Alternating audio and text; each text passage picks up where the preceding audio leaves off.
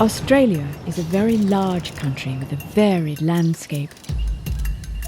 It has rainforests, the outback desert, and the seaside. It also has an area in the north where there's art that's over 30,000 years old, the rock paintings of the Dreamtime Painters. Long before there were roads and towns, Aboriginal rock artists painted the Dreamtime, the Aboriginal story of the beginning of the world.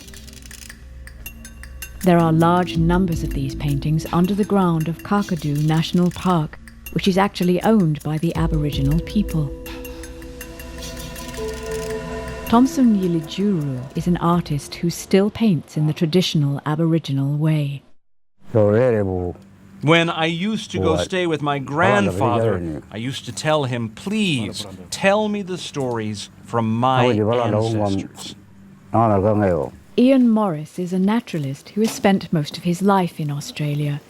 He has studied these paintings and feels they are unlike any other paintings in the world. They say the rock art here goes back almost as far as any known civilization, in the oldest art records of human civilization in the world. The Aboriginal people have most likely lived in what is now Australia for at least 40,000, possibly 100,000 years. This means that they are the oldest continuous human culture on Earth. The ancient art of the Aboriginal people is like a history book and a guide to everyday life. Their pictures tell stories about birds that tell kangaroos when hunters are approaching. They also tell stories of war. Long ago, Aboriginal people believed that the paintings had special power. They believed that if they painted a lot of fish, they would catch a lot of fish. The seasons of the year were important as well. They painted certain images only at specific times of the year. Certain groups painted certain animals.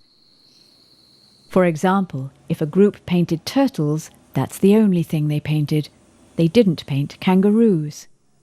These painters saw their art as special and thought it kept the earth healthy. However, some things have now changed. The last real rock artists died in the 1960s. Today, Aboriginal artists paint on bark, paper and wood. That way they can carry it and sell it easily. Nowadays, Aboriginal art is also getting more and more famous. People everywhere want to buy it, and prices are sometimes very high. One piece of Aboriginal art can now cost tens of thousands of Australian dollars.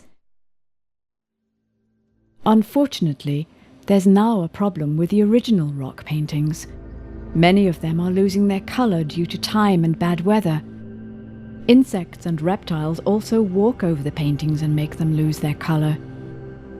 There are all these agents of deterioration acting on the art. We can only slow that down. Fortunately, there's a lot of rock art in Australia, and they're finding more all the time. Many Aboriginal people are trying to keep in contact with their history in modern times. The rock art of the Dreamtime Painters may just help them.